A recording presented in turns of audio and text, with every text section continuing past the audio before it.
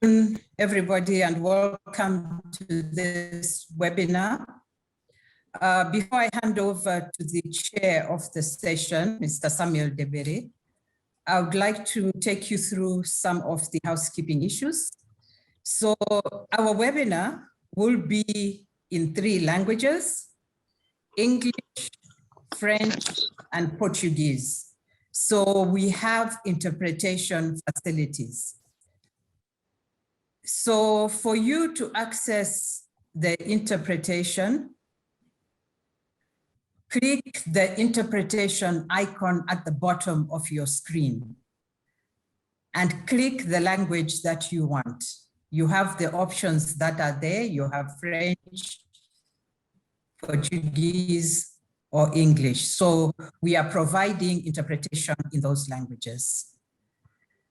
So the language only, click mute original audio. If you have any challenges, please send a message in the chat so that you can be supported. So we are also expecting this to be a highly interactive webinar. So please click on the Q&A icon to ask your questions and also to see questions others have posted. As an attendee, you will not have audio or video options unless the host enables them. If there's a point in time when we are doing the discussions or Q&A where you feel you will need to speak, then the host will be able to enable your video or audio options so that you can speak or show your video as well. So with this, I'll now hand you over to our chair for the session, Mr. Samuel Debere, who is moderating our side event. Over to you, Mr. Debere.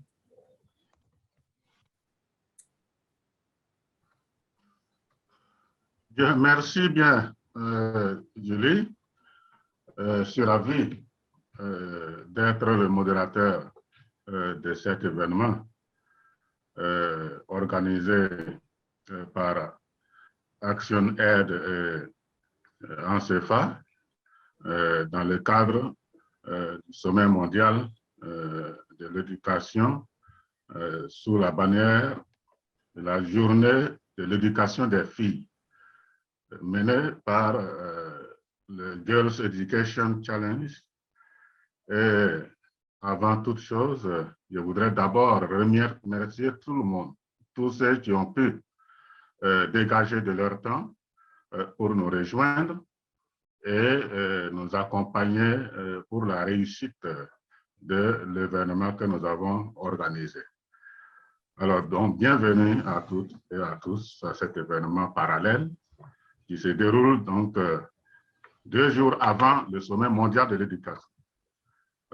Nous sommes en tout cas ravis d'organiser cet événement parallèle sous la bannière de la journée de l'éducation des filles dans le cadre de Girls Education Challenge, défi pour l'éducation des filles. Nous soulignons les défis auxquels les filles et les enfants handicapés auxquels ils sont confrontés, en partie en raison d'un financement inadéquat de l'éducation, et nous pencherons sur les solutions pour résoudre ces problèmes. C'est connu que les investissements dans l'éducation des filles sont un moyen intelligent de progresser vers de nombreux objectifs du développement durable, et pas seulement l'objectif de l'éducation, c'est-à-dire l'objectif numéro 4. Ces investissements contribuent à la réduction de la pauvreté et à une meilleure nutrition, à une agriculture durable, à une bonne santé, à un travail décent et à la croissance économique. Investir dans l'éducation des filles, c'est l'un des investissements les plus intelligents que nous puissions faire.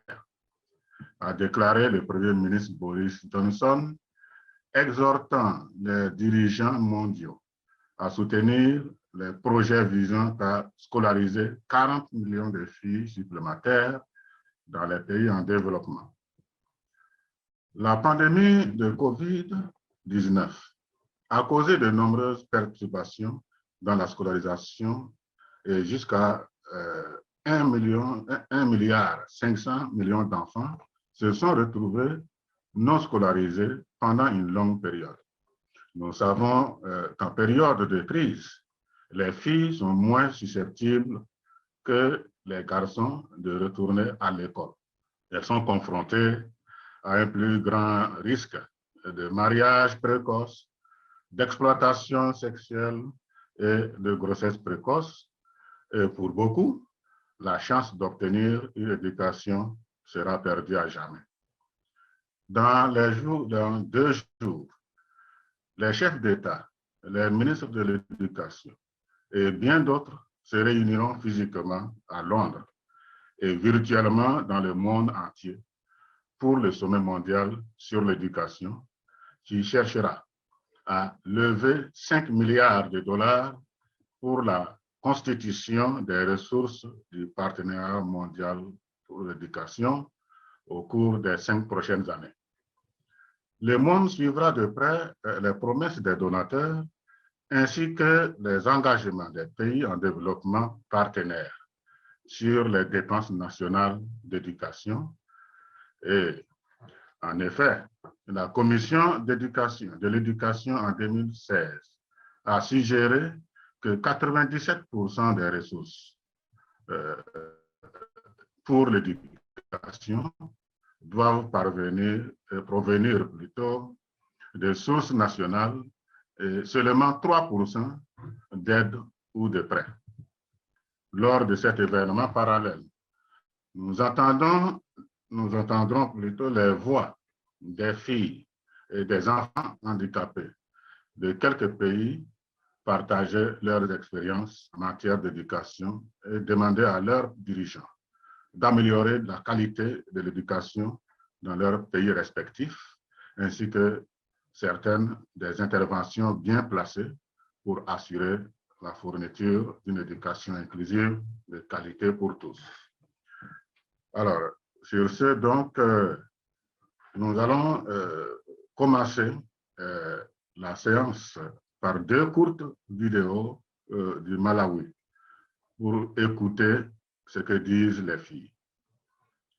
Donc, je vais maintenant inviter les panélistes à faire leur présentation.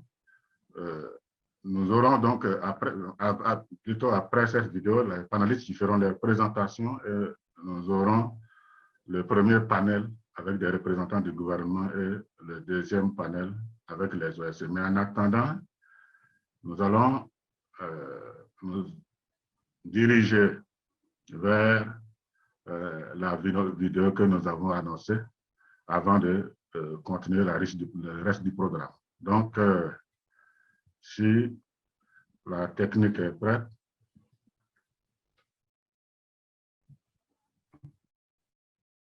nous pouvons y aller.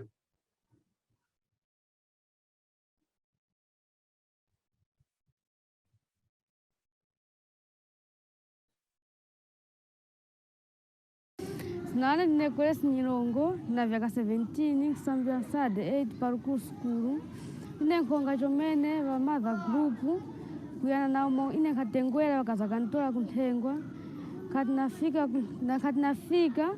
vanorati vasambizi va mother group wosakakhanane pasi nonilangiza nangauli kati nawerako kuthengwa kula nkakiza pa sukulu ovuli nangauli ngochepachepa wodini vasambizi mbachoko vana sukulu wose vanyake usambira pawaro nako kuyana na korona iyi tavana sukulu mamaski yosuzga kunoso yadula tavana sukulu eso nateso magasi ndiochepa social distance kuyana na korona virus iyi mokusambira nkusuzikira so nkupempha kuva president vitu va Malawi kuti vasazireko ovwiri kubasambizi na sasa tukumbaso wanyitwanyake sambira pa mawairesi na sasa tukuma tingasambira pa mawairesi apeleka sambizi kuti pasenda mazao zokwanira kuti anasungwanese tingasuzikanga ipo sambira so ine kumaliza khale nesi ngathandize vanthu vithu kukakitu kuchitipo. Yeah. Some challenges girls face in school are some leads to early marriage, firstly. Secondly, some peer group pressure. So those challenges lead girls not to go to school. I would like to tell the president that he should put the girls in a school and he should provide amenities such as textbook, classrooms, library, computer lab, and co.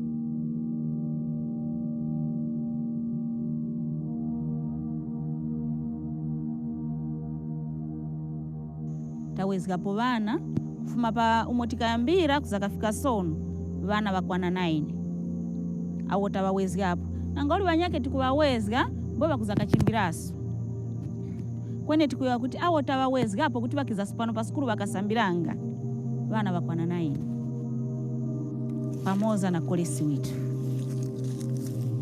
kati nana utitengu bakhala zwali mwambo yenkhatengu kati natenga natakutengwa kula kaona kuti kulije phindi wosera kuti ningatengwera kenaka kakhalako masabata yaviri mbwe mafumu yakakhala pasi nozakantolako kula napomwa na maza grupu vakadumsiyana na mafumu mbwe vakantola kuti bwerako kutenga kulije phindi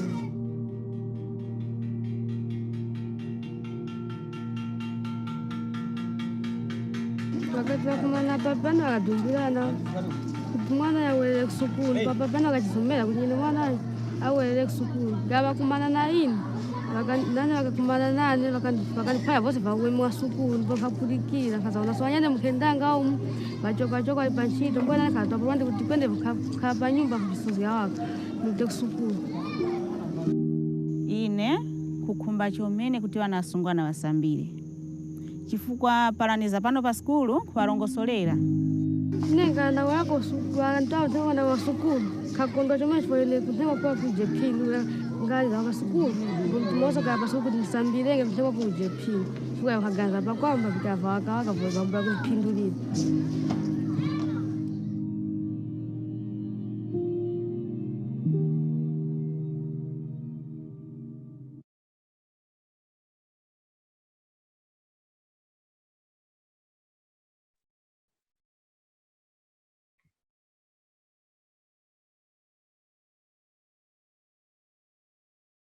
Bien. Je crois que nous sommes à la fin de la vidéo qui dépeint très bien le sort des jeunes filles dans nos pays. Ceci, c'est vrai que ça a été tourné au Malawi, mais il en est ainsi en général des autres pays d'Afrique, surtout au sud du Sahara. Et donc, sur ce, nous avons matière quand même à réfléchir sur comment aider ces filles à quitter la sphère de la condamnation, presque, si je puis m'exprimer ainsi, à subir une vie qu'elles n'auront jamais choisie à cause des barrières socio-culturelles. Donc, sur ce, nous allons passer à la phase suivante qui consiste à l'installation et la présentation d'abord des panélistes et ensuite au début de leurs exposés avant qu'on puisse échanger, débattre, faire des propositions, des recommandations, des commentaires. Donc, sur ce, je voudrais vous inviter à découvrir avec moi les panélistes que nous avons invités. En premier lieu, nous avons son Excellence Madame Agnès Nya-Longer, ministre de l'Éducation du Malawi. Et ce qu'elle représente, c'est qu'elle a été membre du Parlement et a travaillé auparavant dans le secteur des ONG, ainsi qu'avec les Nations Unies sur le VIH-Sida, avec l'ONU-Sida et l'OIT. Elle a également travaillé comme maître de conférence au Chancellor College de l'Université de Malawi. Donc, elle nous parlera, nous entraînera sur les défis et solutions concernant le financement de l'éducation, en particulier pour les filles et les enfants handicapés au Malawi, sur fond de Covid. Elle nous parlera aussi des plans du gouvernement du Malawi pour protéger le financement de l'éducation pendant cette période afin de mettre en œuvre au mieux l'ambitieux NESP. C'est un sigle auquel je ne suis pas familier, donc, qui consiste en tout cas à un plan pour atteindre l'objectif de développement durable numéro 4. Alors, vous aurez ensuite Kumelete Willy de Villas. Elle est responsable du développement de l'éducation au ministère des Finances de Zambie.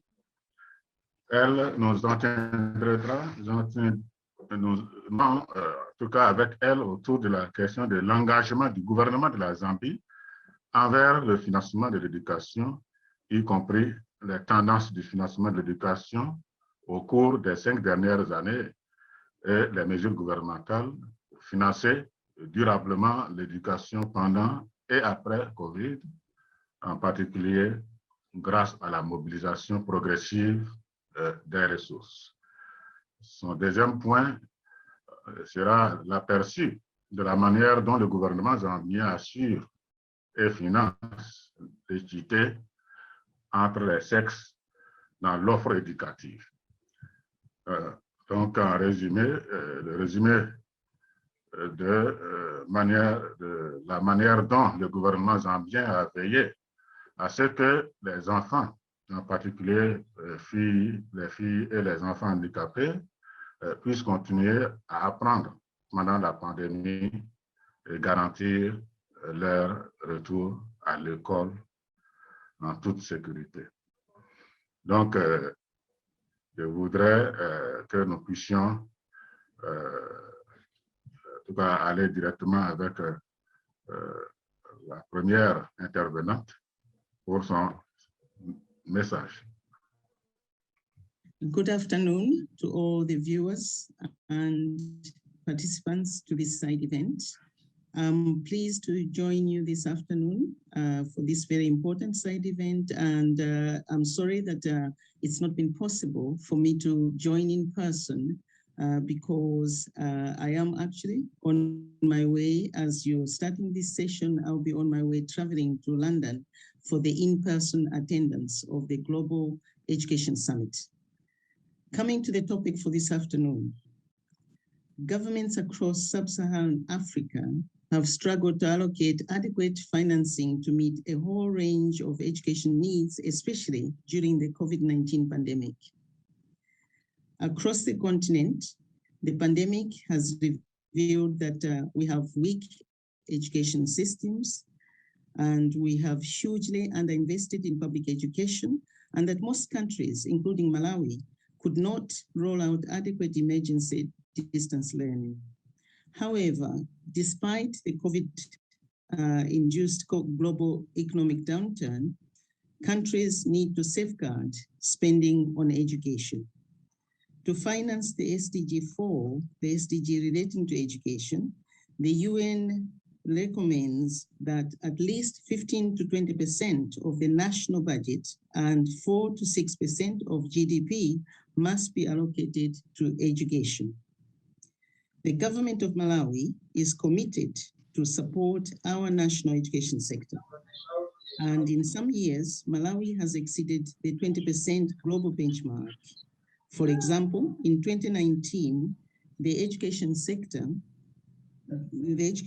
budget was allocated over 23%, and it had 6.3% of the GDP.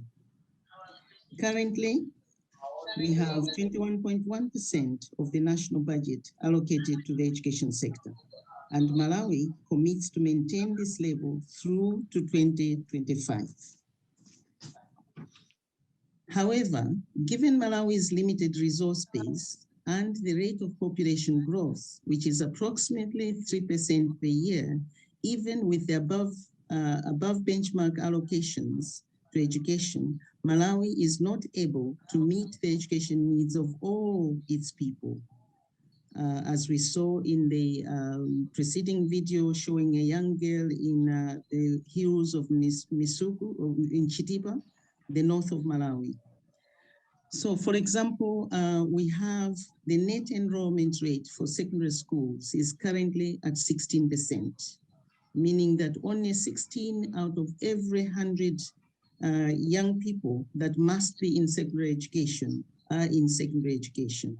Or put another way, this means 84 out of every 100 young people who need to be in secondary education are not in secondary education, are not at school. Equally, our gross enrollment in tertiary education, that is both in higher education and in technical education, is less than 1%. A fundamental fact to recognize as we think of investing in education is that underinvestment in education has predominantly greater negative impacts on girls, learners with disabilities, and rural learners from poor backgrounds. Recognizing this, the government of Malawi is pursuing a twin-track strategy which seeks to, one, mobilize for massive investment in education. And number two, it seeks to place a laser-sharp focus on equity for girls, learners with disabilities, and rural learners from poor backgrounds. From this, the take-home message is twofold. Number one, that we must all seek to increase the size of the cake, and number two, to ensure that girls, learners with disabilities, and rural learners from poor backgrounds get their equitable share of the cake. And to conclude, I would like to say that in investing in improvements in education, the Malawi government is implicitly and explicitly investing in girls' education. And while that broader investment is taking care that increasingly we have more space for girl learners, we also have specifically targeted initiatives that allow girls to remain in schools. For example, over the years, the government of Malawi has increased the bursaries and scholarships to girls and also to other learners that most need the support in order to stay in school. We've also introduced policies such as return to school after pregnancy or after giving birth, and we're increasingly seeing that more girls are coming back to school. However, our challenges remain great for as long as our net enrollment rate in secondary schools remains at 16%. We know that our job is not done until we change that statistics. Thank you.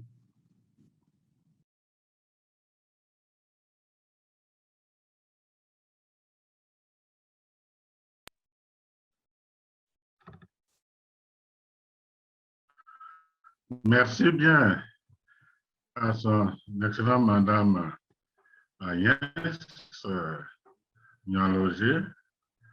Alors, nous avons eu droit en tout cas à un plan de soutien à l'éducation des filles développé par le gouvernement du Malawi avec une option de financement d'attribution de bourses à des filles en misant sur l'équité et l'égalité.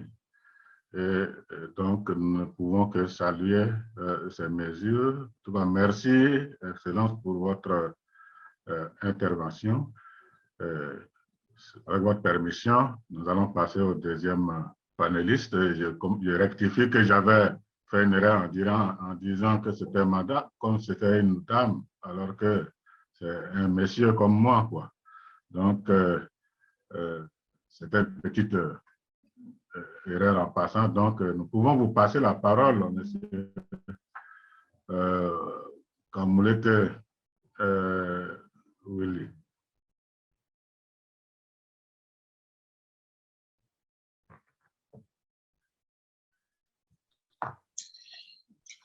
Okay, good afternoon, and thank you very much for joining you for this very important meeting. I am David Kamlete, as the introduction was done, from the Ministry of Finance and an Education and Development lead, as well as the desk officer for the social sector, with emphasis on the financing of the education sector. In my talking notes, I'm talking about the government's commitment to the financing education. And I would want to point out that the government of the Republic of Zambia, through the Treasury, has remained committed to education financing. In line with the Vision 2030 Objective 6, to attain education for all, and indeed under the Education 2030 framework, Zambia committed to allocating at least 20% of its national budget to the education sector. The panelists here may wish to note that the allocation for the education sector currently stands at 18.7%, excluding debt servicing. And if we put debt servicing as a factor, then there is a 11.5% of the budget is going towards the education sector. That is when we include debt servicing.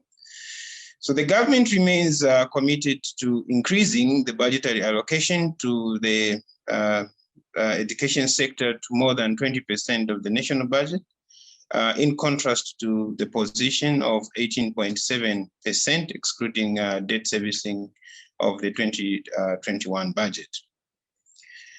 And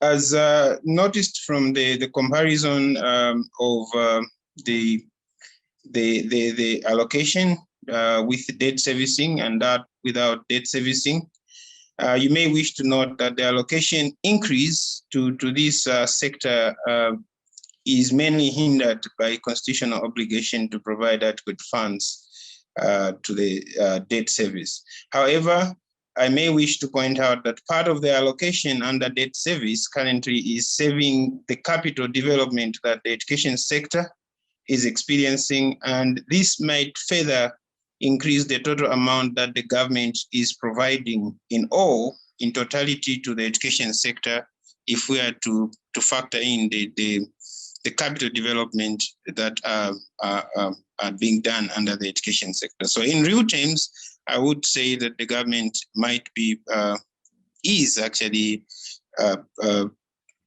has allocated more than 20% of the national budget to the education sector. You may also wish to note that as the capital projects are completing, most of which are winding up, it will therefore be inevitable to raise the non-capital allocation for the education sector. With regard to the trend of the allocation in the last 5 years, generally Zambia has been allocating on average 20% of its budget to the education sector, with the highest being in 2019, where we had allocated more than 21% of our national budget to the education sector, excluding excluding debt servicing.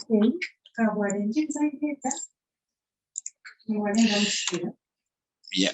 Then, with regard to ensuring gender equality in the education provision, the government has a number of programs to this regard, one of which is called Jewel or Jewel, and in the Ministry of Education, this is under the program called Keeping Girls in School.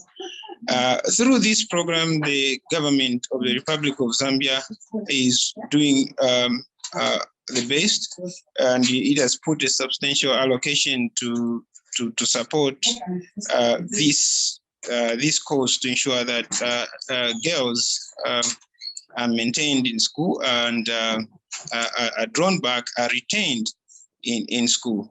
And at current, the program is attracted over, or it is actually supporting over 55,000 girls in school. The other measure that government has put in order to ensure gender equity in education provision is an introduction of the homegrown school feeding program, which however the name, there is also an aspect of school health and nutrition in this program.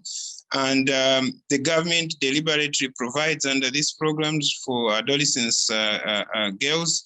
It does provide hygiene issues. It provides them with sanitary pads and so on and so forth. These indeed a contributing factor that a lack of them would push away much of these young ladies out of school. So the government is providing this service through the homegrown school feeding program, which is under the Ministry of General Education, spearheaded by the School Health and Nutrition Department. There is also a provision of support to the orphans and vulnerable children. And within this, again, which sits under the Ministry of General Education, the Treasury and the Ministry of Education has put aside funds that channeled directly to girl vulnerable and orphans, so that a number of girls are kept in school. So these are some of the measures that government has put in place. With regard to continuing learning during the pandemic, as well as the guarantee of return safety of children to school, especially the girls and the children that are differently abled, the government has actually scaled up the existing distance education modalities using the internet and providing a number of online platform for continued learning of pupils at all levels. One of the programs that is currently in place under the Ministry of General Education, supported by the Treasury, is the AMEP, the Alternative Mode of Education Program, which is also supported by our cooperating partners. And this program does put alternative mode of education through the television and radio stations, and children right now that the schools are closed due to the pandemic are accessing programmings through these measures. However, certain challenges depending on the locality of the children. And also the GPE grant through the UNICEF is one of the areas that the Ministry of General Education has tapped in, and it has been used to support the girl child education, and indeed that of children with differently abled. And currently the government, through the so-called COVID contingent plan, has set up a number of measures to ensure the safe return of children to school by making sure that the measures for COVID are put in place, and before children are back to school, schools are certified, inspected and certified that they do meet those requirements for the children to return back, particularly on the 16th of August. So in short, these are some of the government of the Republic of Zambia is very, very committed to doing the best in order to provide, improve, and also to increase access to girls as well as children that are differently abled, so that they could benefit from the budgetary allocation of the national budget to the education sector. With this, I would thank you again for this opportunity, and I submit. Thank you very much.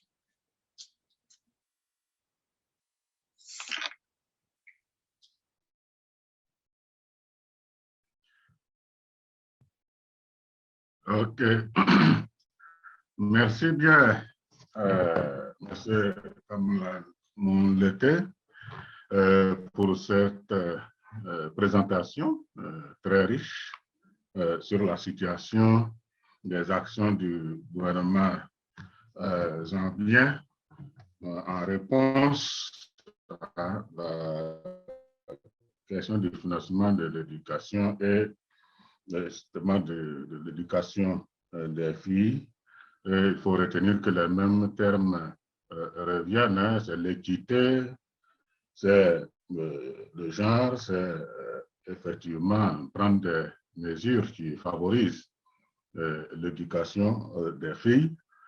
En tout cas, nous prenons vraiment acte de cet exposé assez riche, et je pense que nous sommes au terme de l'intervention des deux représentants des ministères. Maintenant, on va passer peut-être à la phase de l'entretien, donc des questions.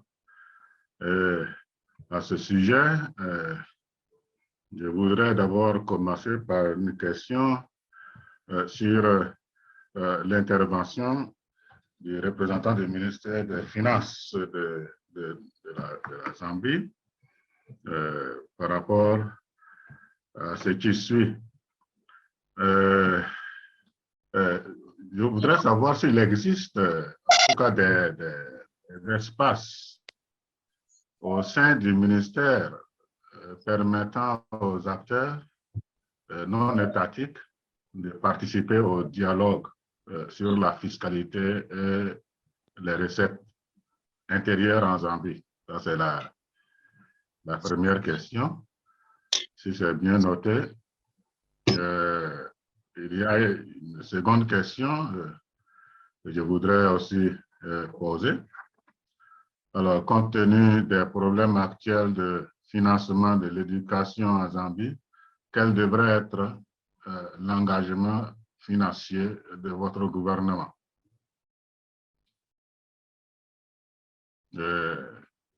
Enfin, le gouvernement zambien prend-il actuellement des mesures pour rendre les systèmes fiscaux plus équitables et plus progressifs afin de garantir des recettes durables suffisantes pour que les enfants aient accès à l'éducation? Donc, c'est tout pour le moment. Je ne sais pas si Vous avez pu noter.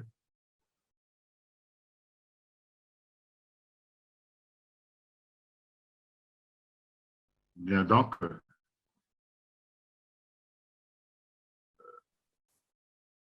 c'est tout à notre niveau. Maintenant, je voudrais ouvrir les questions, les remarques, les commentaires. Yes. Pour les participants. Oui. Vous voulez répondre d'abord? Ok, vous pouvez y aller. Okay, I can answer to the first question. The second one the second one I missed it a bit, but I'll get clarity. I think after I respond to the first question from the chair concerning the participation of non-state actors in tax issues for the ministry.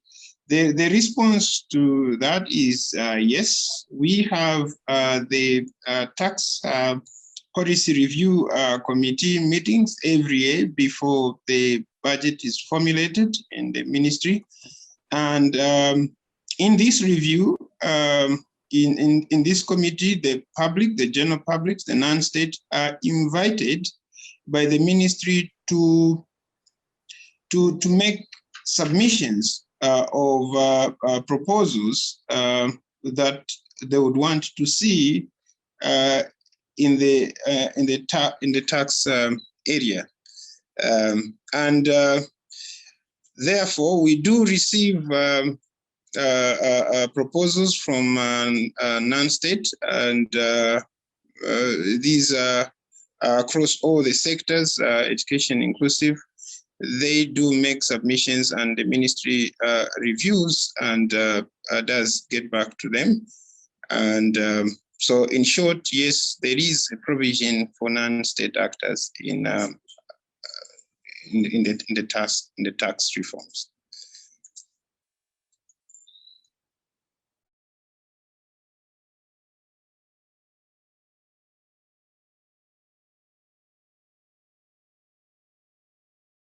Donc, merci bien. Je pense que nous avons bien noté cette réponse. Nous allons permettre aux participants de réagir après ces questions. Alors, il y a des questions dans le chat. Vous manifestez. Voilà. Ah, dans le chat.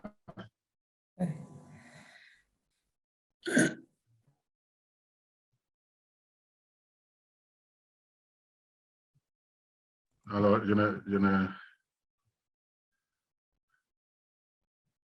alors, est-ce qu'on peut prendre quelques-uns pour...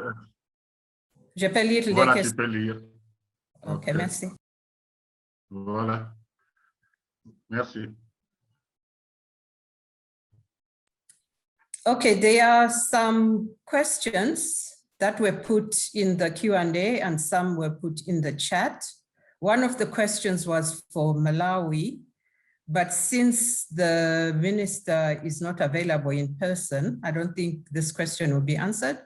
The question was, what are some of the strategies, initiatives to increase financing of education in Malawi? So I'm not sure if the Principal Secretary is available to respond to that question. If not, we will skip that question. The question that was asked to Mr. Kamlete of the Ministry of Finance in Zambia. The question for Mr. Kamlete was in relation to the allocation of 18.8%, which was indicated. So the question was, sorry, let me just.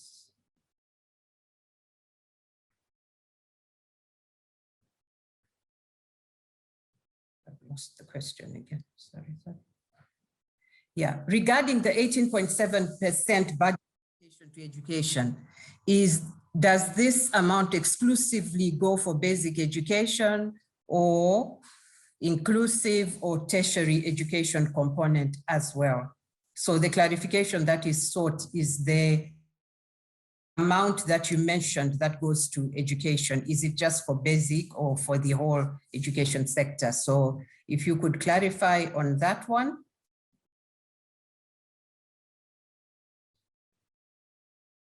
I think that's the only question that I see in addition to the other one.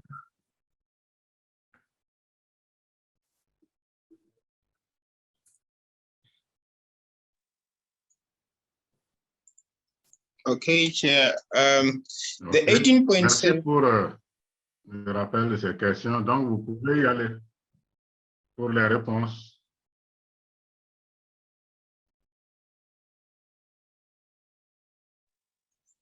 Oh, thank you very much, Chair. The 18.7% is inclusive of the tertiary education.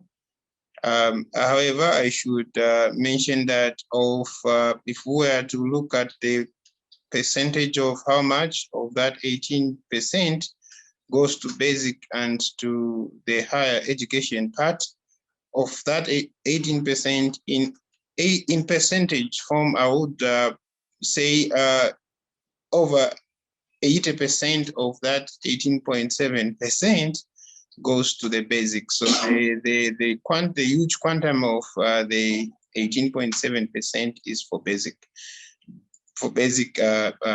education. However, in short, that one is inclusive of both the higher education and basic education. I submit.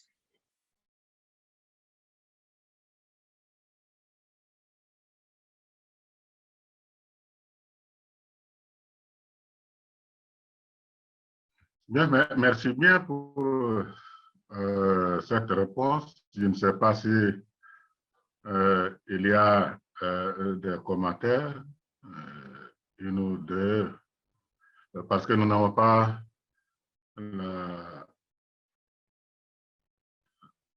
la personne pouvant encore répondre aux questions de son Excellence ministre de l'Éducation de Malawi. Asmara has her hand up. Donc, nous allons... Ok, Asmara. Oui, Voilà. Vous avez la parole, Asmara. thank you. It's just a technical point. If you have a question for the panelists and you look at the bottom of your Zoom screen, you will see that there's an icon called Q&A.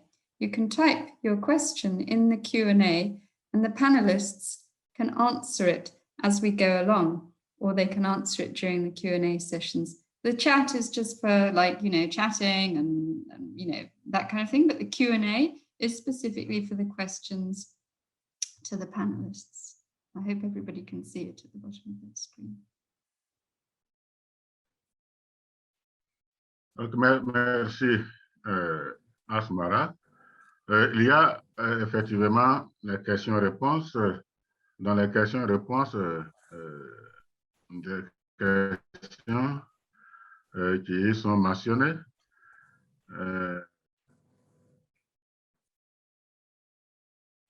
Par exemple, de Keba Omar.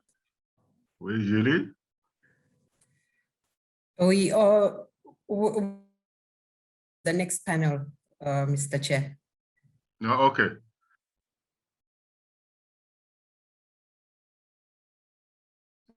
Merci bien. Effectivement, le temps commence à nous bousculer. Nous allons donc remercier nos deux panélistes.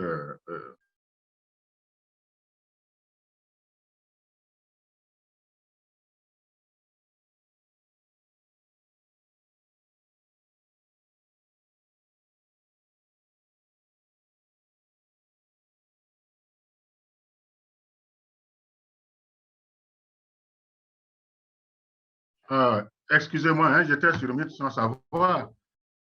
Voilà. Excusez-moi, il était en sourdine. Donc, je disais que nous remercions les représentants des ministères de Malawi et de Zambie pour leur exposé. Nous les remercions pour leur réponse aussi qu'ils ont donnée aux panélistes. Et nous allons maintenant passer au panel suivant. Mais avant, je pense qu'on devrait, il y a encore une petite vidéo qu'on voudrait regarder pour engager le panel 2 qui va concerner la société civile et le niveau académique. Donc, si nous pouvons y aller.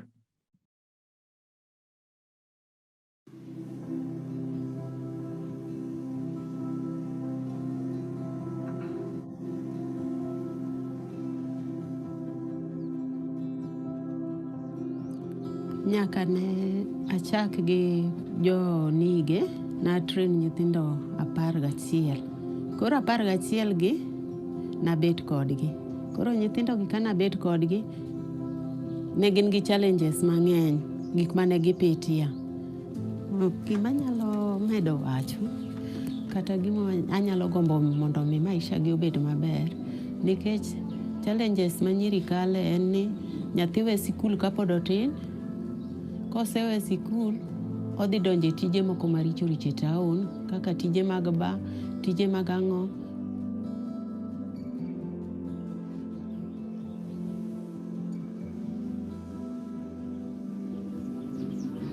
Gima nyalo wacho an project ni nyaka ne chakre osekonya makoro kinyalo luw gima wambe watimo ni kata nyiri mamoko be nyalo luwo gima kaka watimo ni, taneno mani nyalo dhi kodgi maber.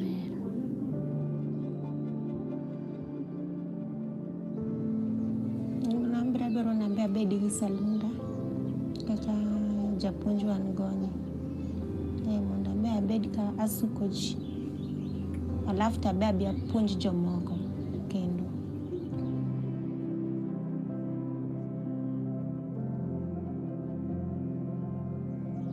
Omedo timo gima nyocha nawachone momedo yawo kare moro makata ka wuotho to gi ambe dago mana ni kanyo dabed mamor to gi ambende maisha na dhi lokore kanyo nikech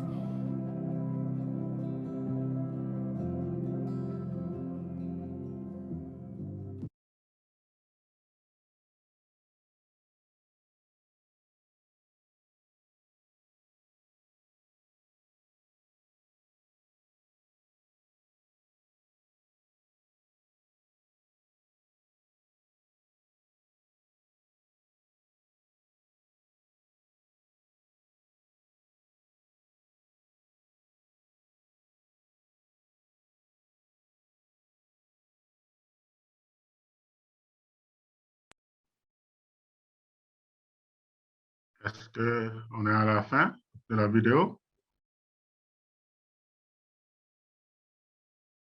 Bon, bien, merci pour cette brève présentation qui nous introduit directement dans le second panel qui sera animé par des personnalités bien connues aussi de la société civile que je m'en vais vous présenter. Vous aurez d'abord l'intervention d'Isabelle Da Silva.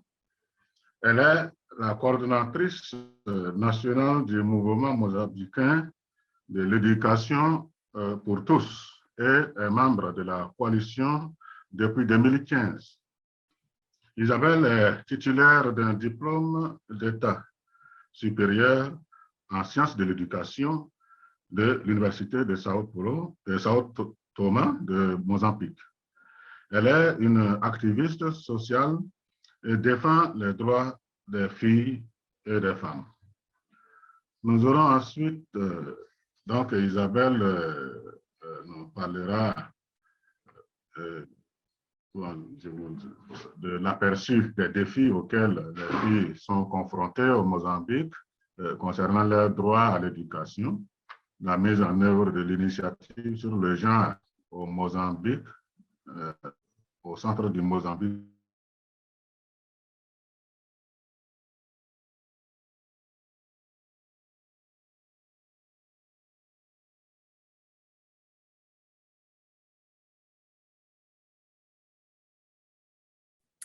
Isabel, you need to unmute.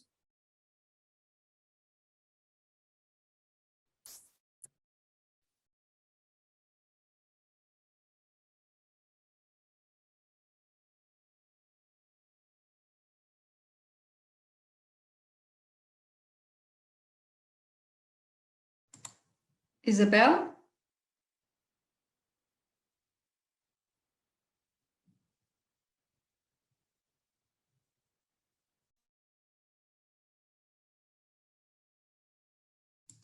I don't think Isabel's sound is working.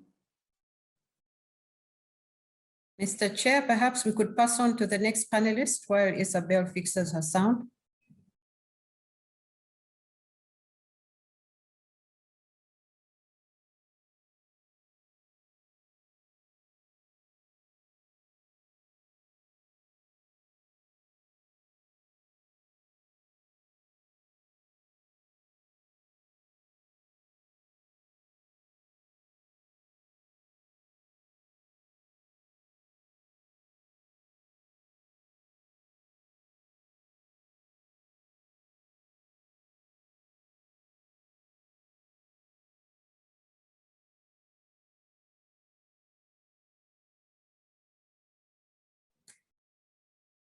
It looks like our chair has also dropped off.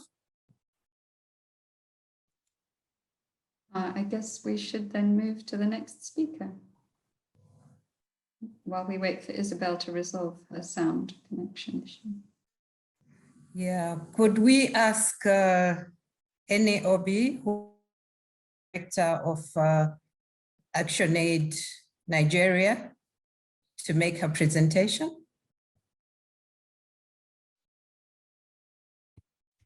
Yes, please, with all pleasure.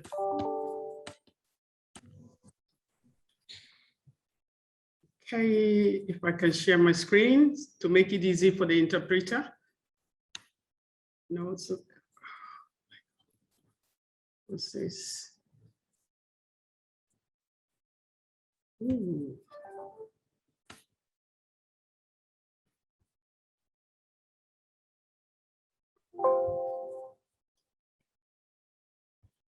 Okay. Can you see my screen? Bon, alors, j'ai perdu la connexion entre-temps, je voudrais vraiment m'excuser.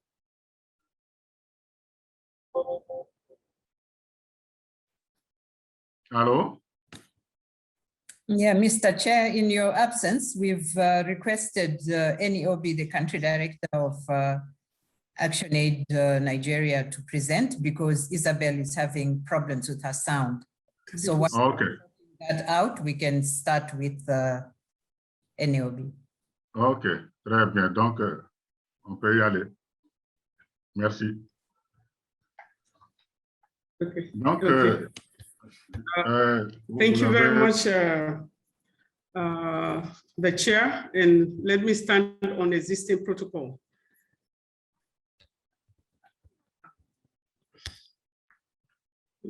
I'm trying to share, but it's not allowing me, so I'm going to go straight to the point. Do you want me to do it for you, Annie? Would you like me to share your... Yes? Okay, please go ahead. I don't know why I cannot share. Oh my gosh. Please go ahead to share. My topic is on financing education for girls and children with a disability in Nigeria. And I will be talking on, I just want to briefly go through a little background, issues and gaps in education financing, the impact on girls and children with disability, ActionAid's work to address the issues, and also go through some recommendations. Nigeria is a signatory to many international instruments on the provision of education, yet it is one of the countries with the highest number of out-of-school children, numbering about 10.5 million children. In spite of the policy of universal free access to basic education, children in Nigeria still encounter formidable constraints in their efforts to enroll in and attend school. About 40% of primary school age children are not in school, and half of all the children do not attend secondary school. That's about 50% as against that of Malawi. This falls short, falls below global expectations, including the SDG 4 framework, hence unlikely to deliver on SDG 4 if the current trends persist. Insecurity also in Nigeria right now, in many places as well, also contributes to pose a significant challenge to achieving SDG 4. I want to talk on the issues and gaps in education financing, that despite being a financial powerhouse and one of the largest economies of the subcontinent, with huge oil reserves, Nigeria has fallen short in mobilizing effective spending on public services. Revenue shortfalls adversely affect budget share for education. Again, significantly, revenue lost to tax incentives and debt servicing more than double the budget allocation to education. Despite the UBE policy on free education, other charges, for example, examination entrance fees, PTA levies, which is less than $1, keep children, especially girls and marginalized children out of school. The allocation to education has declined relatively in the past years, far below the globally agreed benchmark of 15 to 20%. The sectoral analysis shows also low allocation to education, with the basic education taking 13%, while funds for special needs is 2%. This is insufficient to address the inclusive education in Nigeria. There is a high pupils teacher ratio, which is like 1 teacher to 98 students. This is a huge challenge already, thereby preventing inclusion. The information on the overall spending on education in Nigeria is split between the state governments and federal government, with many states not publishing the budget, not being transparent about the kind of budget that they're running. Despite the COVID-19 pandemic and insecurity challenges in so many schools, in so many states in Nigeria, the education budget is still low. On the impact of on the education of girls and children with disabilities, Nigeria has one of the most unequal educational systems in the world, and the inclusion of the marginalized is a source of cause for concern. Nigeria lacks the education workforce required to deliver inclusive education, and there's a shortfall. Like you have a shortfall of 1,320,135 teachers to provide basic education. The inadequate facilities in schools to support the education of the girls and children with disabilities, looking at the absence of suitable and gender-friendly facilities in the schools and the learning aids. Only about 4.5% of the children with disability are in school, while about 95.5% of them are out of school. COVID-19 and insecurity has worsened the situation for Nigerian children. The impact of this on education for girls and children with disability, the facilities are far stretched, as you can see in the picture, beyond the limits, looking at inclusion. I want to look at action-aid interventions. Over 2,500 girls have been supported with the project through safe spaces to improve confidence in demanding their rights in education with the support of female teachers and other stakeholders in the community. Like you have seen in some of the videos, in the video with a group of mothers mobilizing and supporting children. Increase access to education for 840 children who had been out of school due to insecurity through the Back to Home project intervention in the northern part of Nigeria, which is in Maiduguri especially, is an example of what we have been able to do. Women's groups in communities are taking action to ensure withdrawn, children from school are returned to school.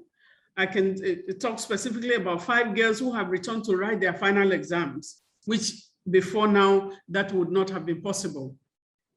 Over 1,000 girls supported with transistor radios to access remote learning during school closure, and especially during COVID-19. This has been a success story.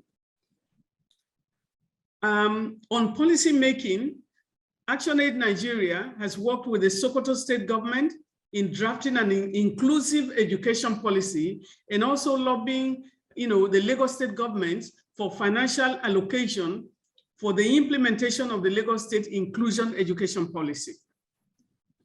To address the shortage of teachers, we also worked with the Lagos state government, and they have recruited 3,000 teachers, including 21 persons with disability, to focus on pupils with different learning needs. Seeing teachers with a disability will of course help and also address the issues of the stereotype. ActionAid interventions also supported the issue of tax reforms in the Sokoto state, which has recorded an increase in the size of the state budget. Education budget in 2019 was increased by about $115.3 million.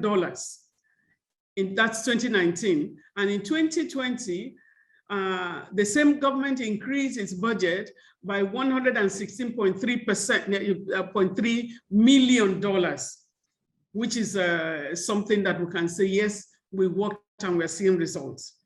The tax of automation systems to avoid leakages and also autonomy of the states, of the Sokoto state internal revenue also was another achievement that I can say.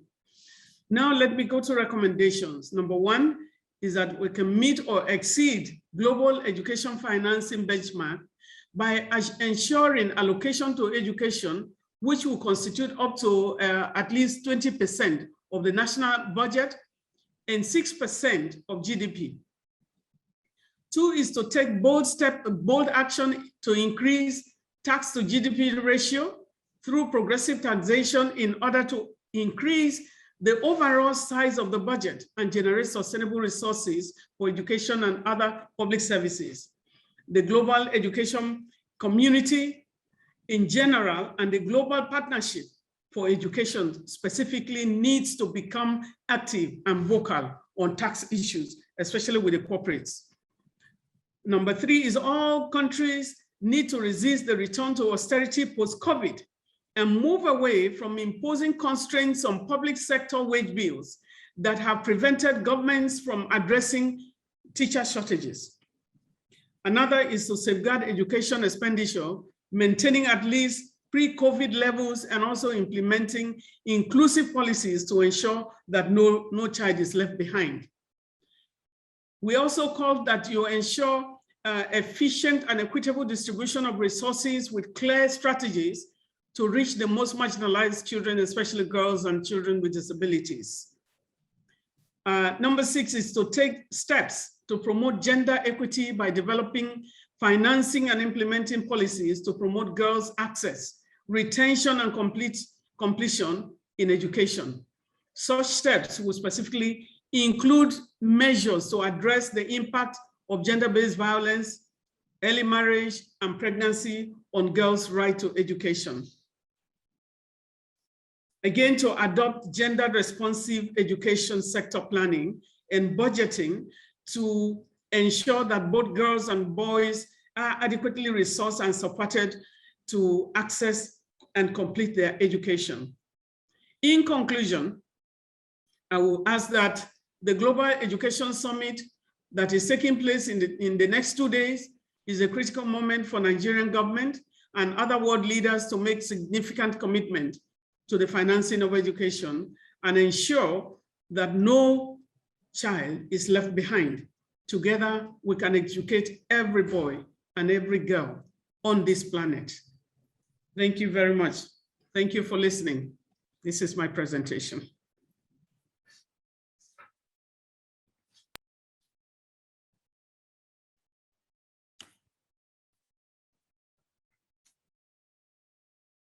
Thank you, Chairman.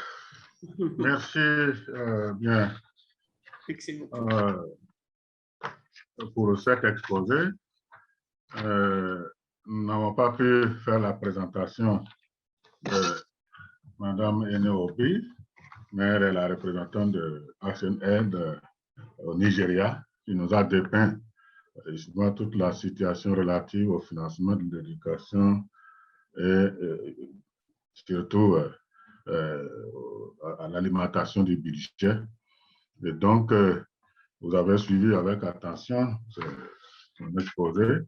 Nous allons maintenant revenir avec les contraintes de temps. Nous allons passer directement à la troisième panéliste.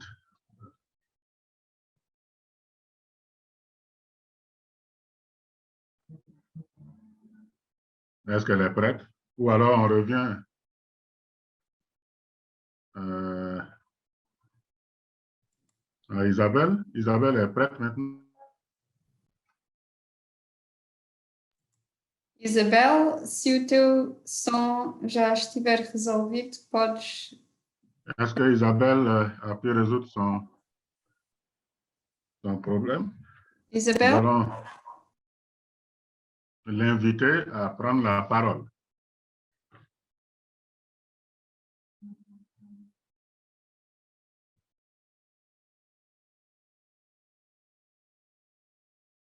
It seems she still has a problem. We can move to the next panelist. To Karel. Ah. Elle? Voilà, c'est mieux. Alors, donc, nous avons quelques soucis encore du côté de Isabelle. Et nous allons inviter alors Karel Kazé pour son intervention. Elle est étudiante à l'Université catholique d'Afrique centrale. Voilà, en tout cas, elle étudie les sciences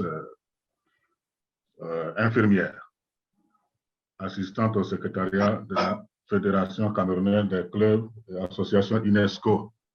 Donc, Karel, nous vous invitons donc à intervenir.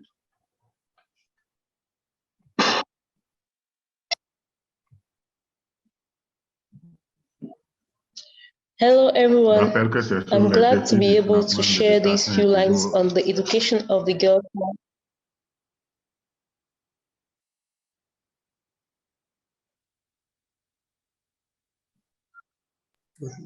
I've lost you. Hello everyone, are you getting me? Yes. Oui, I'm glad to be able Karel, to share with you today these few lines about... donc, je rappelais que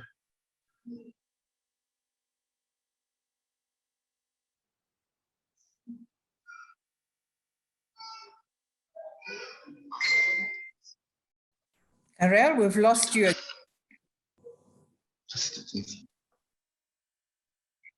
No, voilà, I'm here. Isabelle, vous pouvez poursuivre donc sur les défis auxquels sont confrontées les jeunes filles et jeunes femmes au Cameroun, et les engagements, actions du gouvernement du Cameroun pour le financement des opportunités d'éducation pour les filles et femmes, et enfin les attentes et demandes que les jeunes ont des dirigeants politiques concernant le financement de l'éducation pendant et après le sommet du PME, le Partenariat mondial pour l'éducation, conformément aux engagements nationaux et mondiaux. Donc, vous avez la parole. Thank you for giving me the floor. I'm happy to share these few lines on the education of the girl child in Cameroon with you today. So, the enrollment of girls in school remains a major concern in Cameroon. The result of studies carried out by the coalition, the Cameroon Education for All Network in the Northern and Adamawa regions in 2020 showed that about 32% of girls are in school. This is lower than the reference rate set out in the document for the strategy for education and training sectors of 2013 to 2020, which set the reference rate at 40%. This is due to the prioritization of the education of boys over that of girls by certain parents, some cultural constraints, the persistence of religious beliefs, in particular the preference of the Quranic school to the classical schools, the practice of early marriages, the dropout of girls from school due to the quality of learning environment, health infrastructures, and early pregnancies. The increase in the unemployment rate of educated girls. In order to overcome these difficulties, several measures have been carried out by the government, namely, the appointment of a focal point for the schooling of young girls in the Ministry of Basic Education, the multiplication of schools in all districts, the distribution in public institutions of inclusion materials to those with disabilities, and dry food ratios to vulnerable girls in the 4 priority education areas, which are the Adamawa, the East region, the Far North, and the Northern regions of Cameroon. These efforts by the government are to be welcomed, but a lot is still to be done.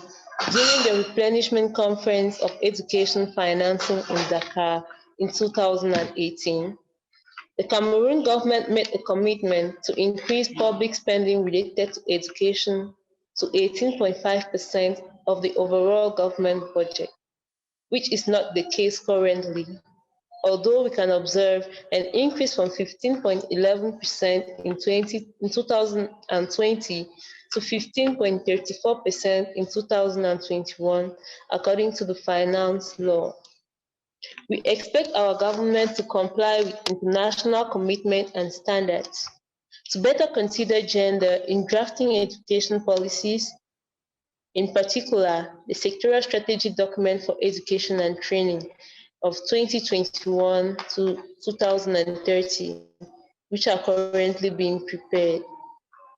The appointment of gender focal points in all ministries in charge of education and vocational training. The creation of girl and young women's empowerment centers in all districts of the country. Compliance with the commitment on the benefit of primary education, because the cost of parent-teacher association fees, examination fees, primary school certificate, and entrance exams into Form 1 are still not very accessible to all households. As a result, we also continue to advocate for the abolition of fees payable in public preschool. Thank you all for your kind attention.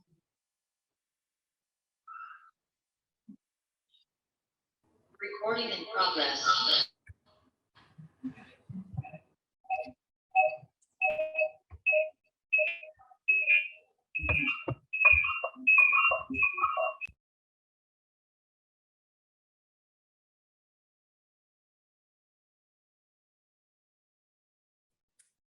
Mr. Chair, are you there?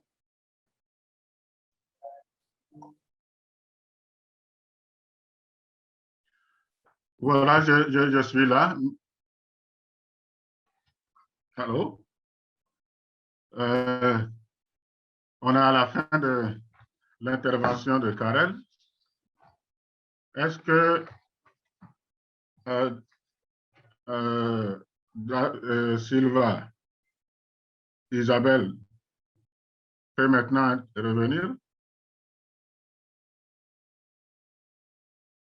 Donc, merci à Karel qui nous a dépeint la situation de l'éducation des filles, des jeunes filles et des femmes au Cameroun. Maintenant, nous donnons la parole à Ali. Isabelle. On peut passer à Ali Sidé.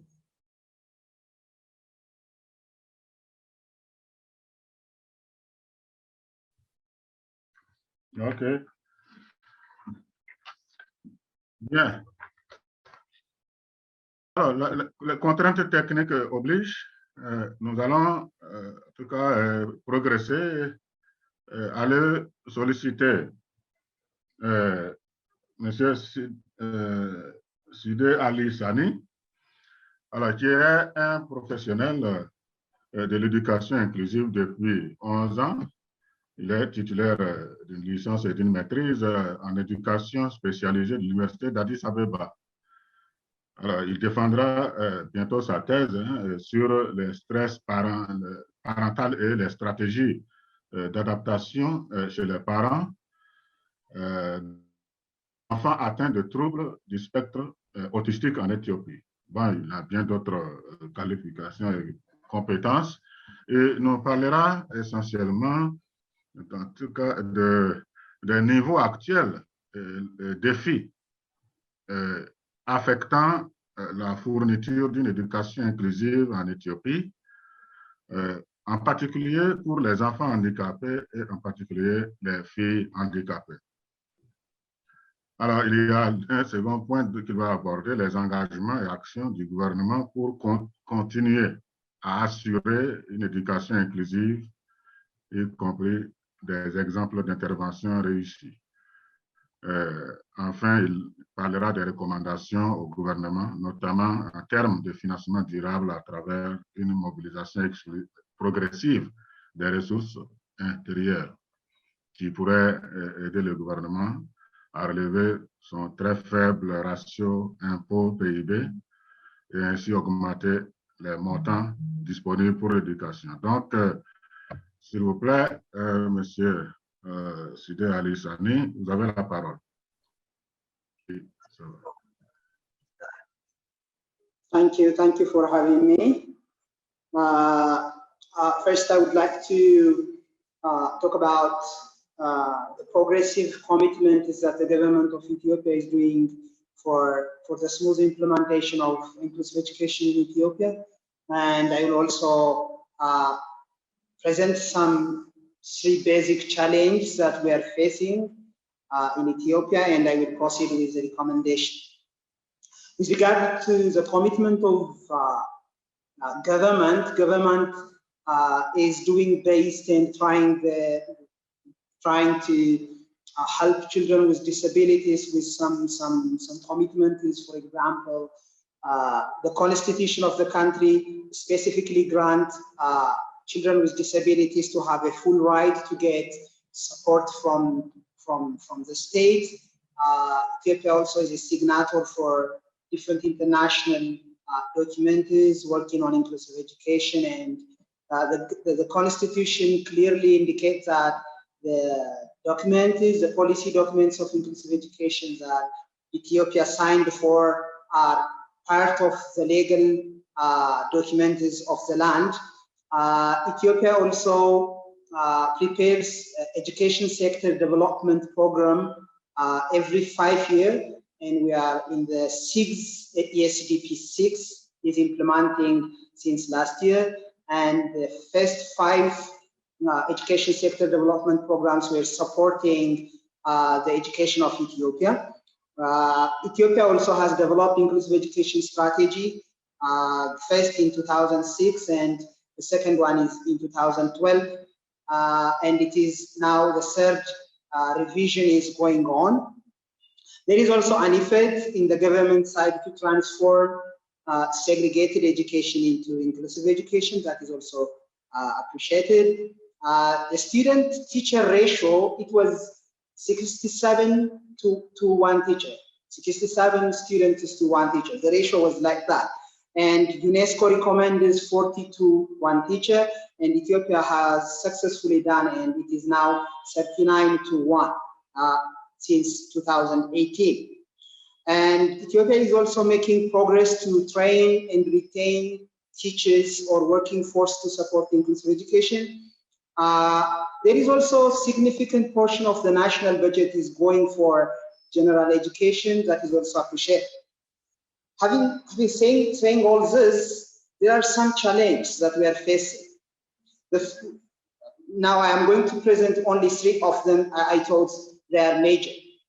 The first one is financing for inclusive education is still very low. As I have said, Ethiopia is progressively allocating significant portion of the national budget to the general education.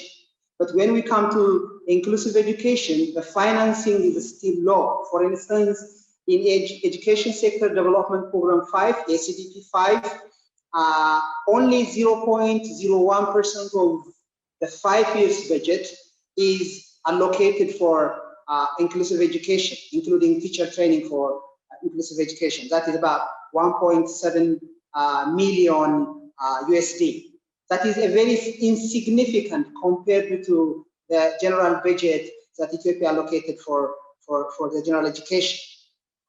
This inadequacy financial considerations has also resulted adverse effect on the different education, inclusive education related issues.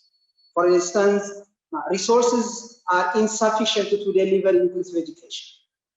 And the depth of expected achievements in terms of inclusive education and the number of inclusive education practitioners are not matching. And again, a significant number of schools are not physically accessible. Toilets, classrooms, offices, and other physical issues related to schools are not accessible to children with disabilities in the school. It is because of the inadequacy of financial allocation or consideration for inclusive education. Ethiopia is working on establishing different inclusive education resource centers. And these inclusive education resource centers are, majority of them are, significant number of them are ill-equipped. Materials are not well furnished, and educational aids are not available, and assistive devices are not available as it is expected. We have more than 37,000 primary schools, and we want every child with disability and every girl with disability needs to be included. And it's not only just physically including, but also support should be there. Therefore, these inclusive education resource centers are ill-equipped with material and personnel. The second challenge we have is lack of awareness. In terms of this, there is a misconception of the causes of disabilities, and the value of education is still there. Therefore, it needs to be worked in some way. Therefore, valuing education should be well awareness needs to be raised in that regard. Due to the misconceptions, parents sometimes do not send their children and girls to schools, particularly children and girls with disabilities.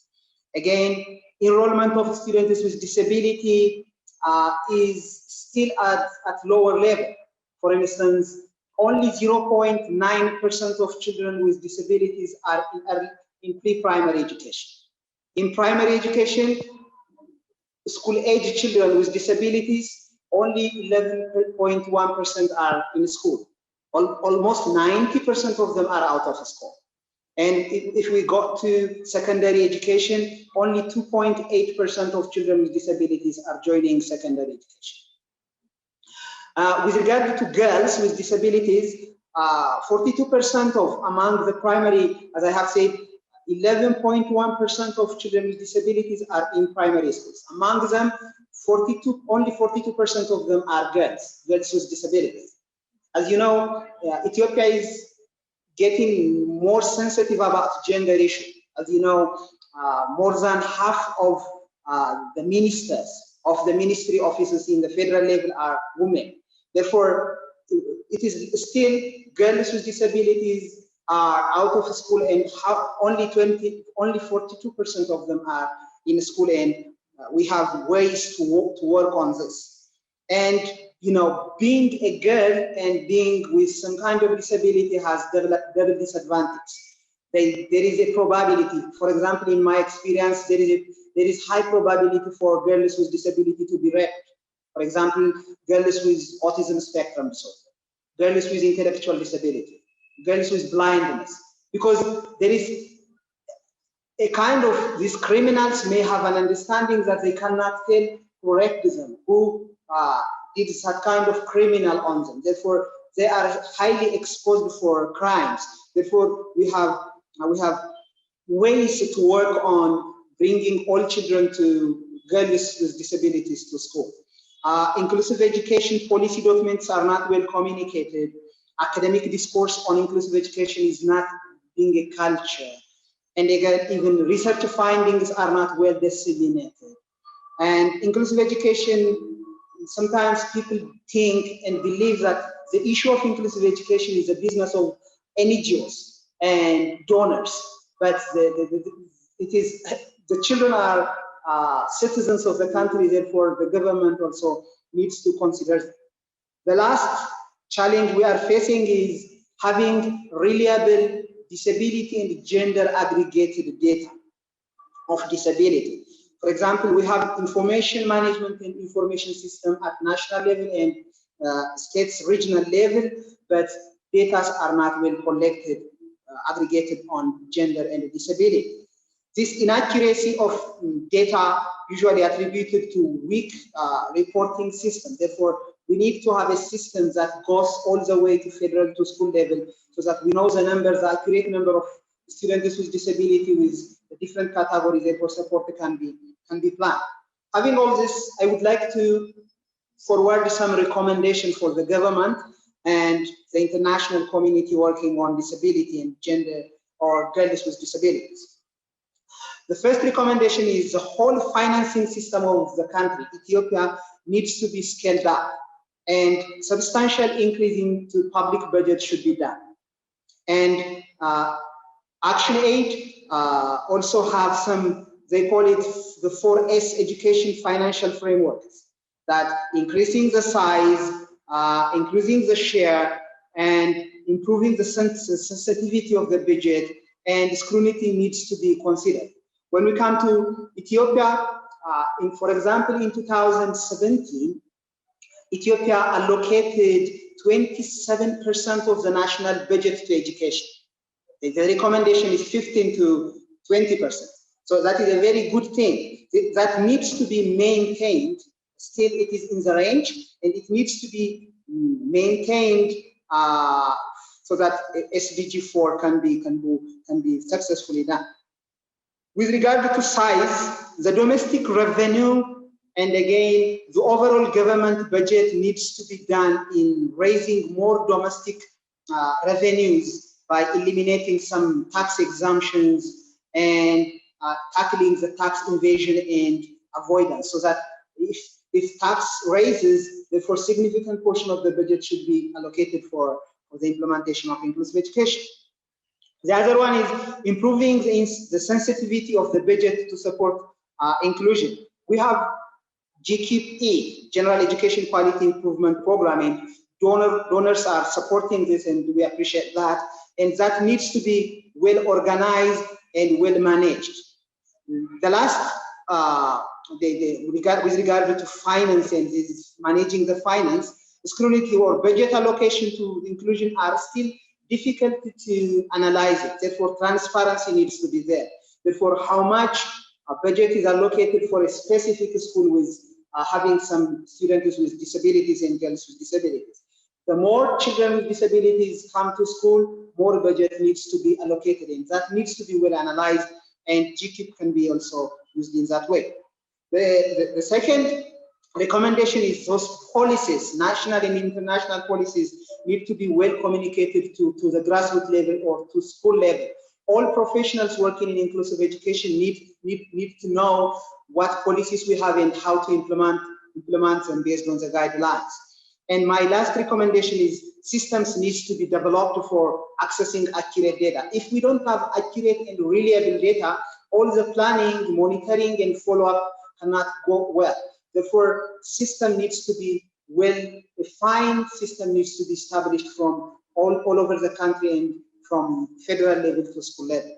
Thank you for listening, and if you have any question, you can forward and I can try to answer. Thank you very much.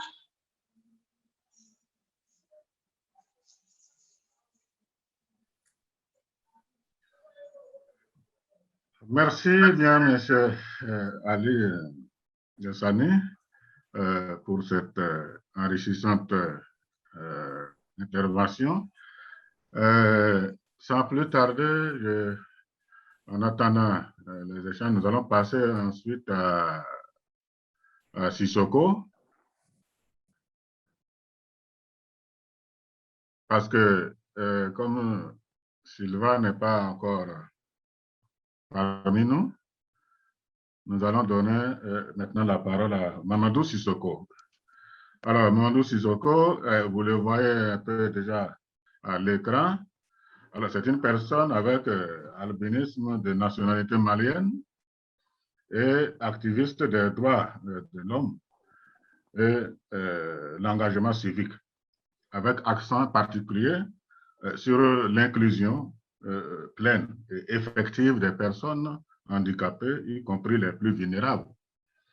Parmi elles, justement, il y a les enfants, les femmes, les déficients intellectuels, ainsi de suite.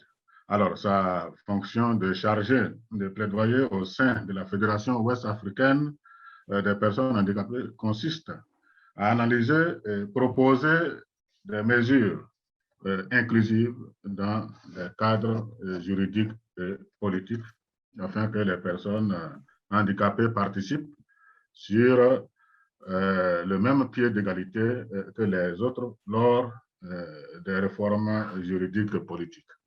Alors, il est consultant pour la rédaction des rapports de haute qualité sur l'inclusion des personnes handicapées. Mamadou Sissoko va nous parler de son expérience sur la situation concernant l'offre d'éducation inclusive, des exemples de réussite, les principales demandes en termes de financement de l'éducation inclusive des personnes handicapées. Donc, sur ce, je ne vais plus dire plus. Je l'invite à prendre la parole pour son intervention. Merci, Président. Bonjour à tout le monde et bonjour à toutes et à tous. Et bienvenue à ce side event sur le sommet de financement de l'éducation. Comme dit par le Président, je suis Mamadou Sissoko, chargé de plaidoyer de la Fédération ouest-africaine des personnes handicapées. Et le Mali est mon pays de nationalité de résidence. Alors, pour commencer déjà, nous faisons le constat que la Convention relative aux droits des personnes handicapées réaffirme en son article 24 le droit à l'éducation des filles et garçons handicapés sans distinction aucune. L'objectif aussi des développements durables 4 vise aussi à assurer une éducation de qualité inclusive et équitable et à promouvoir les possibilités d'apprentissage tout au long de la vie pour tous. Et cet objectif 4 met un accent particulier sur l'égalité des chances des personnes handicapées à la cible 4.5 et aussi sur l'accessibilité des établissements scolaires à la cible 4.A. Alors, l'inclusion dans l'éducation consiste à faire en sorte que chaque apprenant se sente valorisé et respecté et puisse éprouver un sentiment clair d'appartenance. Cependant, la situation actuelle concernant l'offre d'éducation inclusive pour les personnes handicapées, et les filles en particulier en Afrique de l'Ouest, demeure insatisfaisante dans la mesure où les États partis à la CDPH et les signataires des ODD peinent à réaliser l'éducation comme prévu dans la quasi-totalité des États de l'Afrique de l'Ouest. Force est de constater que les lois et les politiques nationales sur l'éducation pour tous ou l'éducation inclusive s'harmonisent difficilement avec les contenus des cadres internationaux des ODD et de la CDPH. Nous considérons cet état de fait comme un obstacle stratégique et cela est dû à l'absence ou la faible participation des organisations des personnes handicapées dans les processus d'élaboration, de mise en œuvre, de suivi et d'évaluation des politiques de l'éducation. Ensuite, nous pouvons aussi considérer comme obstacle opérationnel l'opinion de la communauté sur l'éducation inclusive. les capacités insuffisantes des agents du système éducatif à éduquer les filles et garçons handicapés sur le même pied d'égalité avec les autres enfants, et aussi l'inaccessibilité des établissements scolaires à accueillir et assurer l'épanouissement des filles et garçons handicapés sur le même pied d'égalité avec les autres. Une expertise régionale croissante en matière d'éducation inclusive offre des perspectives de changement. Notamment la Fédération ouest-africaine des associations de personnes handicapées, ainsi que des ONG nationales et internationales ont acquis une expertise solide sur les questions de genre, de handicap, d'équité et d'éducation inclusive. Les actions de plaidoyer concertées ont permis d'influencer l'adoption, la ratification et l'appropriation des conventions politiques et programmes relatifs à l'éducation inclusive en Afrique de l'Ouest. Et cela est considéré comme une étape critique sur le chemin vers une inclusion plus large et de meilleure qualité. Grâce au travail porté par les ONG et réseaux travaillant sur le handicap, le genre comme Saver, Humanité et Inclusion, Plan international en CFA-FAWE, sous forme de recherche, de projets pilotes et de partage de connaissances que nous pouvons résumer en forme de capitalisation, études et séminaires et avec l'appui des agences de l'ONU, notamment l'UNESCO, l'UNICEF et UNHCR, et aussi le partenaire NORAD et leur nouveau stratégique relative au handicap, une perspective régionale est en train de se développer. En termes d'exemples de réussite, nous pouvons citer des cas de réussite,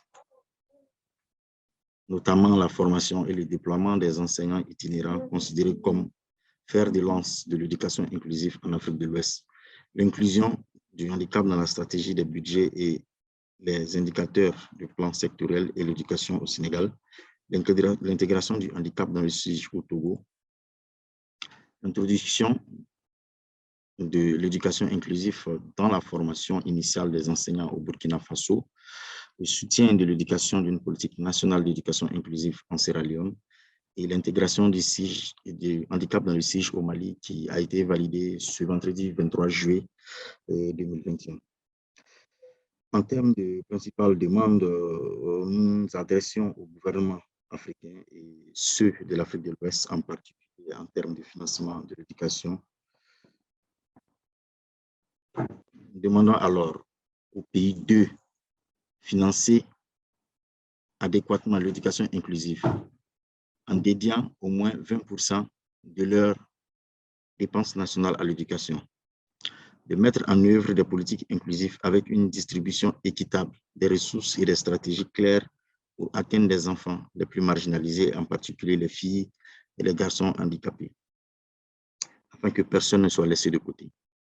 Nous demandons aussi aux pays de protéger le budget de l'éducation qui doit rester une priorité dans la gestion des conflits et crises, notamment la pandémie du Covid, avec une attention particulière aux populations vulnérables. Nous demandons aussi aux pays d'adopter une approche globale de lutte contre l'exclusion, couplée à une politique d'éducation inclusive, transversale, assortie d'actions et de budgets concrets.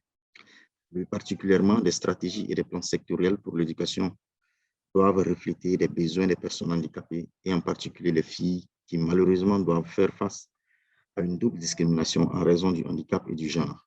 Ces plans doivent tenir compte des multiples niveaux de discrimination selon la nature et la sévérité du handicap, le sexe, l'origine ethnique ou socio-économique, le statut de réfugié ou de personne déplacée, et viser à éliminer les obstacles en vue de permettre à chaque fille et garçon handicapé d'Afrique de l'Ouest d'accéder à une éducation de qualité. Pour les filles vivant avec un handicap, les pays doivent précisément apporter un soutien holistique de la maison à l'école en vue de lever les obstacles multidimensionnels auxquels elles font face dans la communauté où leurs droits sont souvent bafoués et en les protégeant des pratiques de mariage précoce. Monsieur le Président, voici en quelques mots quelques informations que j'avais à partager avec vous sur l'intervention de la FOFA concernant l'éducation inclusive. Je vous remercie. Merci bien, M. Sissoko. Je rappelle que vous êtes en tout cas un activiste malien. Alors, qui défend les droits des personnes handicapées. Et vous avez dépeint ici, en tout cas, les nombreux défis qui se posent aux personnes handicapées, notamment en termes d'éducation, de considération dans la société, de perception, et aussi quelles actions vous avez eu à mener, en tout cas pour un peu diminuer ces formes de discrimination qui frappent justement les personnes handicapées, particulièrement avec les institutions qui œuvrent dans ce domaine, dont vous avez fait ainsi aussi la présentation pendant votre intervention. Donc, merci vraiment pour cela. Nous sommes au dernier sur la liste, mais pas le dernier intervenant. Il y avait encore Isabelle qui n'avait pas pu nous faire part de ce qu'elle avait à nous livrer comme message. Je voudrais savoir si elle est encore en mesure de le faire. Elle est là, Monsieur le Président. Je suis en train de lui demander. Oui, Asmara. Je demande à Isabelle d'enlever son mute. Et Isabelle, pode tirar o som do... L'audio de Isso. Isabelle fonctionne? Alô? Alô? Oh, finalmente consegui ouvir-me. Ok. Bien, Conseguem donc, ouvir-me? je vous avais déjà présenté à l'assistante en tant que la première. Alors, est-ce que vous pouvez maintenant prendre la parole? Ok, merci, muito obrigada. Eu estou a usar o telefone, espero que estejam a ouvir e a ver perfeitamente. Tive alguns problemas técnicos aqui, penso que agora já consegui resolver, então vou tentar, de uma forma muito flexível, apresentar o que aqui preparamos. Conseguem ouvir-me? Sim, ver e ouvir. Ok, tá bom, obrigada.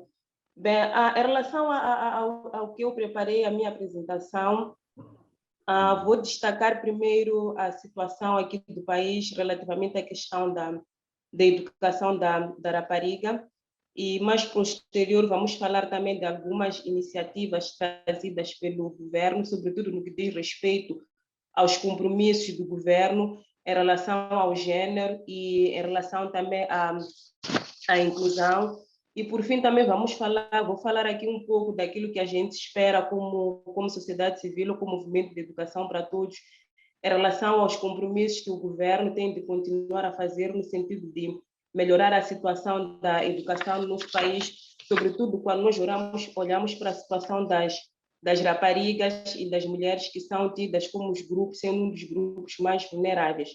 Bem, o setor da educação, é importante frisar isso, que tem vindo a evidenciar muitos esforços no sentido de reduzir as disparidades de gênero na educação, incluindo também atualmente em situações de emergência, porque para além da Covid, que todo mundo está a passar ultimamente, nos últimos 2 anos em particular, Moçambique também sofre de alguns desastres naturais que têm também contribuído negativamente para a situação da educação da rapariga. E alguns desses instrumentos que nós, como país, temos que focalizam ou que reforçam a necessidade do governo poder melhorar a situação da educação da rapariga. O primeiro é a nossa Constituição da República, que dentro da Constituição da República já ela salvaguarda a questão da inclusão e não discriminação e da necessidade também de homens e mulheres, rapazes e raparigas serem tratados de igual maneira. Temos também o plano estratégico do setor da saúde e temos atualmente o plano estratégico da educação 2020 e 2029, um plano estratégico de 10 anos, que nas suas linhas prioritárias também já reforça a necessidade de melhoria das condições de vida, das condições de aprendizagem também das raparigas. E temos também a estratégia de gênero do setor da educação, essa estratégia que terminou no ano passado, mas também tinha como linhas prioritárias, a necessidade de assegurar maior inclusão e maior participação, sobretudo das meninas, focalizando também para aquelas regiões mais desfavorecidas. Todavia, apesar dos diferentes, essas diferentes políticas, diferentes leis que existem, ainda existem desafios para o alcance destes objetivos, partindo das questões socioculturais, porque nós aqui em Moçambique a questão sociocultural é um dos fatores também que dificulta a questão do acesso à educação, a questão da participação e a questão da continuação dos níveis subsequentes por parte das raparigas. E também essas leis ou essas normas socioculturais impedem o conhecimento ou o reconhecimento da realidade das questões ou das desigualdades em termos de gênero. E também temos a questão da limitação em termos de idades e informação desagregados por sexo e faixa etária para ações ou elementos que focalizam ou especificamente ligados à questão da rapariga. Então, temos dados fiáveis, temos dados concretos, dados flexíveis sobre alguns elementos que focalizam na questão da rapariga é muito complicado. Atualmente, por exemplo, com a questão da pandemia da Covid-19, é muito difícil nós termos, por exemplo, informações relativamente a dados de número de raparigas que não poderão voltar à escola, exatamente porque não há esta flexibilidade em poder coletar essa informação em relação à questão de dados, olhando especificamente para a questão do sexo e também em relação à faixa etária. A análise de dados e informações sobre a educação no país remete também à conclusão de que, entre outros aspectos, estes influenciam, por exemplo, a fraca implementação das ações de promoção de igualdade de gênero e equidade em conformidade com as necessidades de cada grupo, conforme estive aqui a referenciar. E, em particular, quando se trata das questões ligadas às raparigas, que são as mais desfavorecidas e mais vulneráveis, e também são as mais excluídas em todos os processos, tanto ao nível da escola, tanto ao nível da participação nas comunidades. O nível de exclusão das raparigas é relativamente mais elevado se formos já aqui a comparar em relação com os rapazes. Poderão aqui perguntar qual é a informação, quais são os dados que a gente tem para, de fato, mostrarmos que as raparigas são mais excluídas.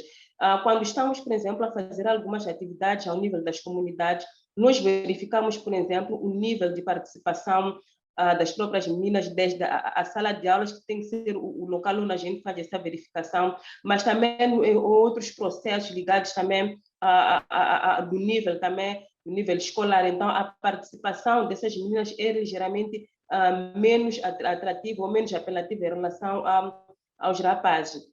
E os dados estatísticos do Ministério de Gênero, Criança e Ação Social, através da Estratégia Nacional de Prevenção e Combate dos Casamentos Prematuros, e os dados também do Unicef e os dados também da Unesco demonstram que, à medida que os níveis de ensino forem progredindo, as taxas de acesso e frequência e retenção, conclusão também das raparigas, em termos de conclusão, o nível é reduzido, sobretudo quando olhamos, como eu estava a dizer, para as raparigas e comparativamente aos rapazes. Por exemplo, cerca de 49% das mulheres no país são analfabetas, se formos a olhar, por exemplo, para a questão de educação e alfabetização de adultos, contra 27% dos homens. E quando passamos para as zonas rurais, as percentagens das mulheres não letradas são ainda maiores, que chega também a ultrapassar os 60% em algumas províncias do centro e do norte. Importa aqui ressalvar que as províncias do centro e do norte são normalmente as províncias que têm tido maior conflito. Tivemos alguns conflitos militares que aconteceram na zona centro, e agora com os ataques terroristas que têm vindo a acompanhar, são ataques também que muito influenciam a zona norte do país, particularmente em Cabo Delgado, e acaba afetando também as outras regiões do país ao nível da região norte, o caso da província de Nampula, o caso também da província de Niassa, que são uma das províncias aqui ao nível do país situadas na zona norte. Então, essas províncias, em particular, por causa da sua vulnerabilidade e por falta de instabilidade, também quando olhamos em termos de percentagem de mulheres e crianças não letradas, vemos que, de fato, é relativamente maior comparativamente às regiões centro e a região sul. E quando olhamos também para o orçamento que é alocado, por exemplo, à questão da alfabetização e educação de adultos, estamos a falar de menos 30% do orçamento que é atribuído ao setor da educação. Então, menos 3% praticamente não dá para fazer grandes transformações ou grandes mudanças em relação à questão da educação e alfabetização de adultos.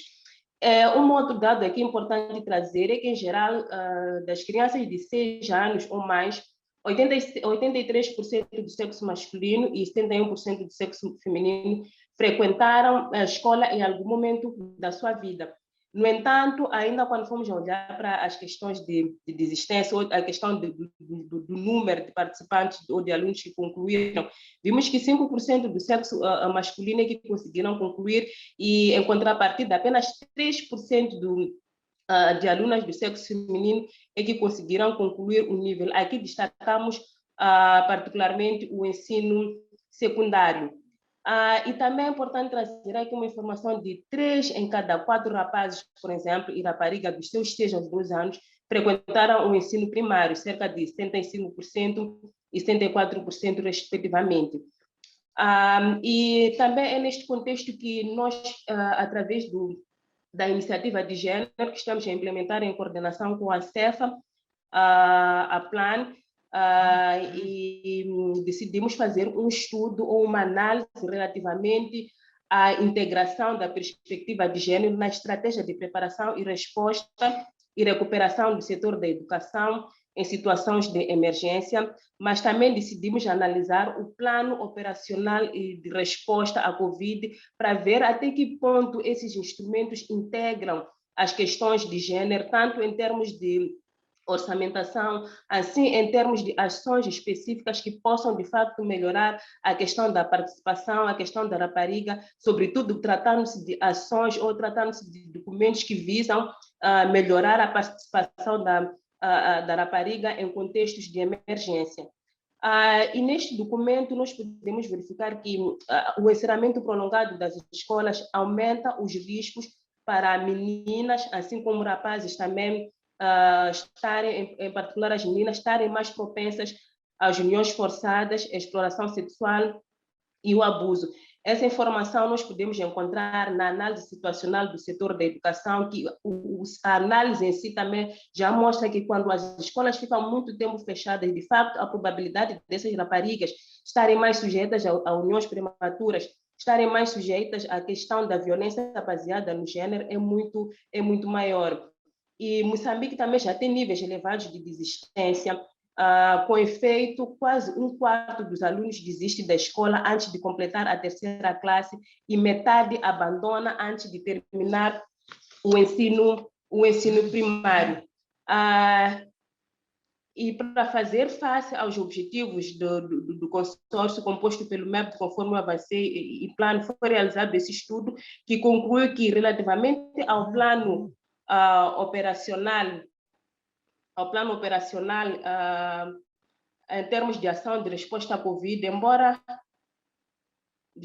dizer que o plano operacional de ação e resposta à Covid, embora o pressuposto seja de que todas as ações constantes no plano irão beneficiar as meninas e meninos, é importante reconhecer que as meninas e meninos enfrentam a situação da Covid-19 de formas diferentes, porque as meninas, por exemplo, quando estão em casa, elas não têm muito tempo para poderem estudar, elas têm mais tempo para poderem se dedicar a algumas ações domésticas e não necessariamente a poderem acompanhar as aulas em tempo real. Bem, eu tinha mais pontos aqui por apresentar, mas estou a ter a indicação de que, infelizmente, tenho que concluir a minha apresentação. Conforme eu disse, eram mais alguns 2 ou 3 pontos, senão que eu devia apresentar, mas como já foi aqui referenciado, infelizmente eu terei que parar por aqui antes mesmo de concluir. E muito obrigada.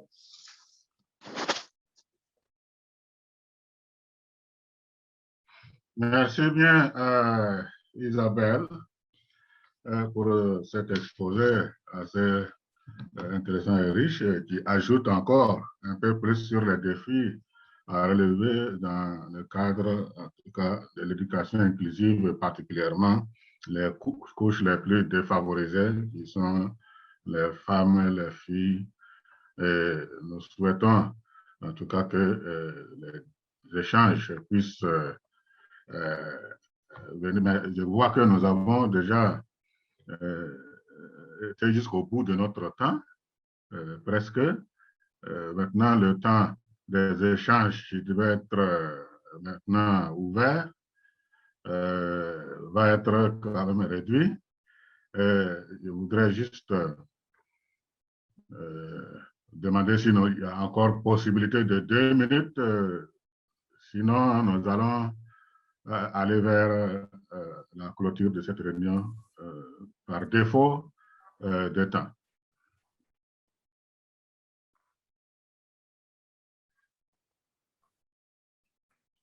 Julie?